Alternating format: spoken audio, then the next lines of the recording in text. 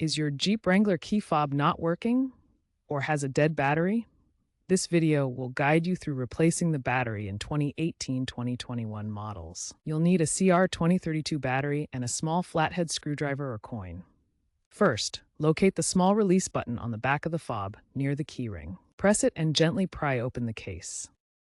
If it's stuck, carefully use the screwdriver or coin in the seam to pry it open, avoiding excessive force. Remember, Jeep Stellantis has addressed key fob issues with recalls, so check nhtsa.gov or jeep.com/recalls to see if your fob is eligible for a free replacement or software update before proceeding. Battery replacement and troubleshooting. Once the case is open, remove the old CR2032 battery, noting the polarity positive side up. Install the new CR2032 battery, ensuring it's correctly seated. Snap the case shut and test the fob.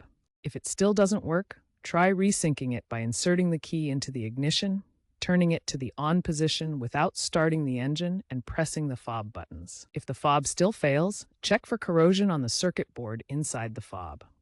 Clean gently with isopropyl alcohol if needed. Consider aftermarket fobs with improved waterproofing to prevent future corrosion issues. Remember to dispose of the old lithium battery properly.